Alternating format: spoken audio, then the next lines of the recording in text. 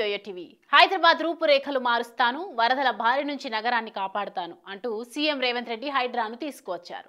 ప్రధానంగా చెరువులు, కుంటలు, నాలలను కబ్జాల బారి నుంచి కాపాడితే నగరాన్ని వరదల బారి నుంచి కాపాడుకోవచ్చన్నది సీఎం ఆలోచన. అందుకే హైడ్రా ద్వారా వేలాది అక్రమ కట్టడాలను నేలమట్టమయ్యాయి. అయితే అలాగే ఎకరాల ప్రభుత్వం భూమిని రికవరీ చేసింది. ఇలా ఒక లక్ష్యంతో హైడ్రా సాగుతుంది. ప్రభుత్వం సూచనలను, ఆదేశాలను పాటిస్తూ కబ్జాదారులకు చుక్కలు చూపిస్తూ వస్తోంది. అయితే హైడ్రా వ్యవస్థను, అది చేపడుతున్న చర్యలను మొదటి నుంచి ప్రతిపక్షాలు విమర్శిస్తూనే ఉన్నాయి. అయితే అయినా సరే వెనక్కి తగ్గకుండా సీఎం రేవంత్ సర్కార్ మూసీ సుందరీకరణ నిర్ణయం తీసుకుంది.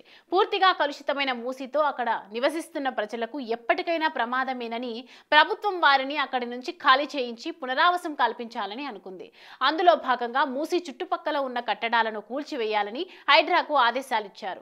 అదే క్రమంలో రెవెన్యూ అధికారులు అక్కడికి వెళ్లి సర్వే చేసి ఇళ్లకు మార్కింగ్ చేశారు. దాంతో అప్పటి నుంచి అక్కడి వారి నుంచి నిరసన వ్యక్తమైంది. మూసీ పరిధిలోని ఇళ్లను ఖాళీ చేస్తే డబుల్ బెడ్రూమ్లు ఇవ్వడంతో పాటు పరిహారం కూడా ఇచ్చేందుకు ప్రభుత్వం ఒప్పుకుంది. అయితే ఇప్పటికే చాలా వరకు ప్రభుత్వం చెప్పిన ఆఫర్కు ఓకే చెప్పేసి డబుల్ బెడ్రూమ్లకు తరలిపోయారు. కానీ కొంతమంది మాత్రం అక్కడి నుంచి వెళ్లేందుకు ఒప్పుకోలేదు. దశాబ్దాలుగా ఉంటున్న ఇళ్లను వదులుకొని తాము ఎక్కడికి వెళ్లేది లేదని రోడ్లపైకి వచ్చారు. అలాగే బీఆర్ఎస్ కు చెందిన తెలంగాణ భవన్ కు వెళ్లారు. తమ పోరాటానికి మద్దతుగా నిలవాలని కోరారు. దాంతో మూసీ బాధితుల నిరసన కార్యక్రమాలను ఇప్పుడు బీఆర్ఎస్ నెత్తిన వేసుకుంది. మూసీ నదిలో గోదావరి జలాలకు బదులు నిర్వాసితుల రక్తం పారించండి అంటూ తీవ్ర వ్యాఖ్యలు చేశారు. ఒక్కరు కూడా ఇక్కడి నుంచి కదిలేది లేదంటే మూసీ బాధితులకు భరోసా ఇచ్చారు.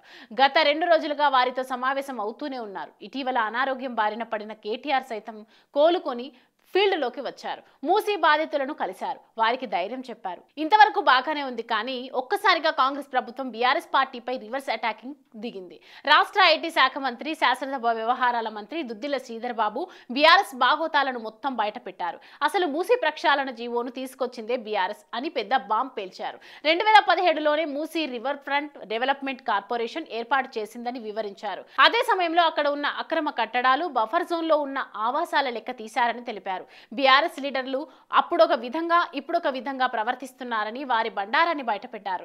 2 నాలుకల ధోరణి అన్నట్లుగా వ్యవహరిస్తున్నారని మండిపడ్డారు. మున్సిపల్ మంత్రి హోదాలో కేటీఆర్ మూసీ ప్రక్షాళనకు యుద్ధ ప్రాతిపదికన చర్యలు తీసుకోవాలని అప్పటి అధికారులను ఆదేశించారని మంత్రి శ్రీధర్ బాబు వెల్లడించారు. ఆయన మాటలున్న మినిట్స్ ను బహిరంగపరిచారు.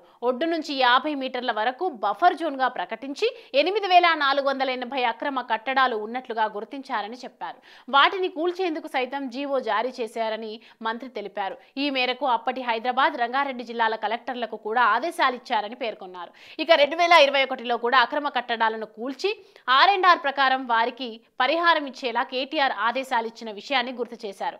మూసీకి ఇరువైపులా మొత్తంగా 110 కిలోమీటర్ల మేరకు రోడ్లు వేయాలని ఆదేశించారని తెలిపారు. జీవో నంబర్ 7 2016 తీసుకొచ్చి అక్రమ కట్టడాలను కూల్చారని ఆదేశాలు కూడా ఇచ్చారని శ్రీధర్ బాబు తెలిపారు. బీఆర్ఎస్ చేసింది ఒప్పు అని చెప్పుకుంటూ తాము చేసేది తప్పు అని విష ప్రచారం చేస్తోందని ఆగ్రహాన్ని వ్యక్తం చేశారు. ఇలా మంత్రి శ్రీధర్ బాబు మినిట్స్ లో సహా ఆధారాలు బయటపెట్టడంతో ఇప్పుడు బీఆర్ఎస్ పరిస్థితి కుడితిలో పడ్డ ఎలుక చిందంగా తయారైంది. ఈ ఆరోపణల గురించి ఇప్పటి వరకు ఎవరూ కూడా స్పందించిన దాఖలాలు కనిపించడం లేదు. కేటీఆర్ తీరుపై ఇప్పుడు హైదరాబాద్ మహానగరంలో తీవ్ర చర్చ నడుస్తోంది. అటు సోషల్ మీడియాలోనూ అప్పుడు ఒక విధంగా, ఇప్పుడు మరో విధంగా మాట్లాడడంపై ట్రోల్స్ చేస్తున్నారు. ప్రభుత్వం విమర్శల నుంచి ఇప్పుడు ఎలా బయటపడాలో తెలియక బీఆర్ఎస్ పార్టీ సైతం ప్రత్యామ్నాయాలను వెతికే పనిలో పడినట్లు తెలుస్తోంది.